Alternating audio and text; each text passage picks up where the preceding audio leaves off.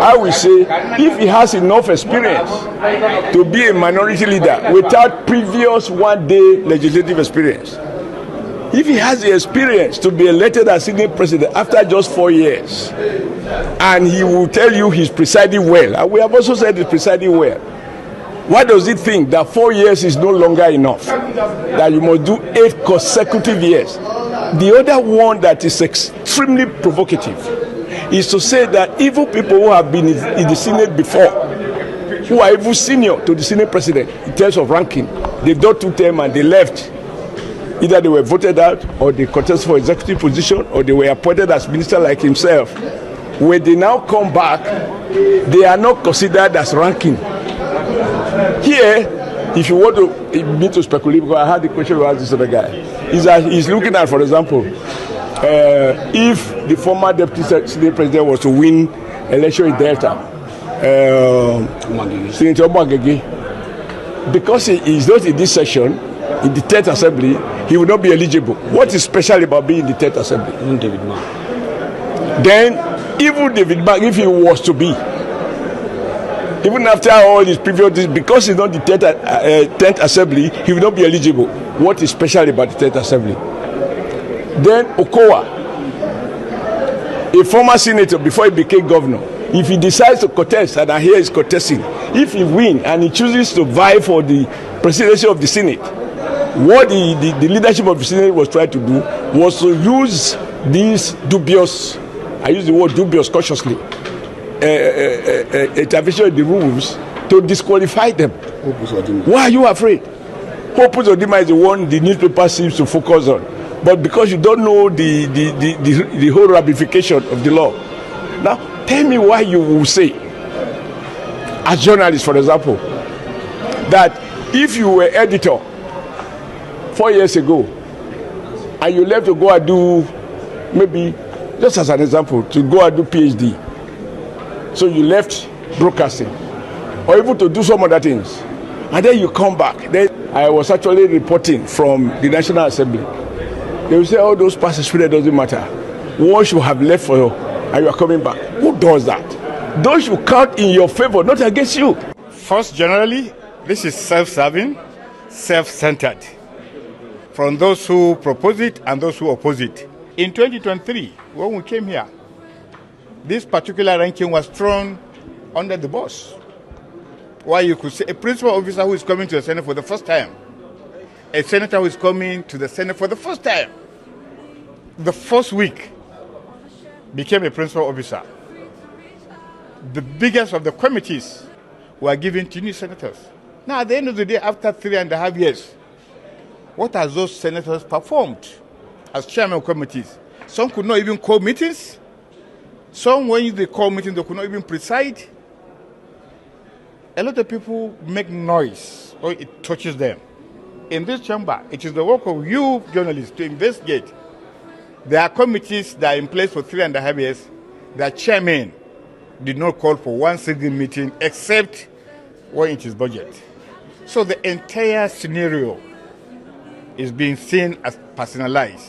And therefore, until we are ready to cure this malice, we'll continue to see it, because a lot of laws were passed tailored to particular group, tailored to particular party advantage, tailored to particular individuals. That is the order. That is the truth. However, what's the next move of the next thing is that the Constitution and the Senate rules allow the Senate to regulate itself. As long as the regulation does not impugn to the Constitution, the Senate is allowed to do that. Therefore, rescinding, bringing emotion, whatever that anybody wants to bring, he can bring, as long as it makes sense, as long as it is not about himself or themselves or about a group that are coming to take over. We know all this. You are journalists. Some people are saying they are coming to take over. Some people here are saying they want to be. So that is what is being played here. And unfortunately, by the ruling party, as opposition member, we are looking at them. But will you let it stand, just looking at them? It does not matter if in 2027 we have more numbers. They have worked for us. So we are just looking at them as if They are assuming as if in 2027 they are going to come with this number. As far as I'm concerned, that is a foolhardy, and that is not something that should be in a law that is in the Senate. Have you moved to the ADC? Have you moved to the ADC? Not yet. I'm still a member of the PDP. But we saw a video circulating that you have moved. I went to, a lot of people forgot that the ADC chairman was my very close boss. And I'm also, most of the ADC chieftains are my friends. And hopefully, in a few days, I may be there. All right. Congratulations. Nagudi.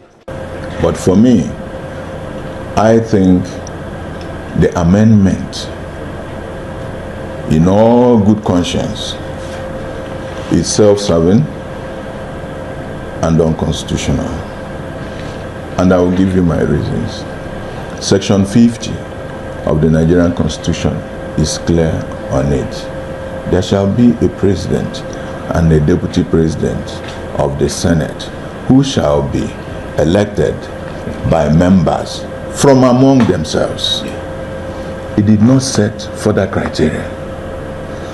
And any other criteria set outside this that is in conflict with the Constitution of the Federal Republic of Nigeria, to that extent, is null and void. The Senate is relying on Section 60 of the Constitution that give the Senate powers to moderate its procedure, the Senate internal procedure.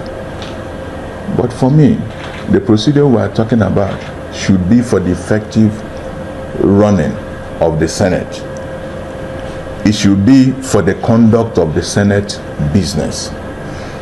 We will be looking at the issue of how our bills are done, how we carry out our oversight, how we even discipline erring members of the Senate, but not on fundamental issues that will be inconsistent with the Constitution.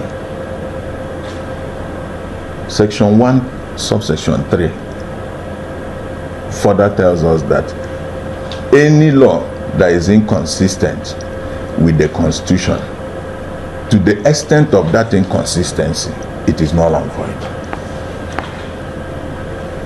You see, what has happened for me shows a lack of faith and confidence in the democratic process of electing presiding officers. And it also worries me that we may be foisting a predetermined leadership for the incoming Senate, the 11th Senate, and that will be unfair. We will be infringing on the rights of members of this distinguished Senate if that is allowed to stand. For me, I qualify. I am a ranking member of the Senate, but it is not just about me. It is about this institution. This is my 16th year here, and we are concerned about the legacy we are going to leave behind. I will not be here forever. By the time we leave, what are you leaving behind? Are you strengthening democracy by your actions? That is my major concern.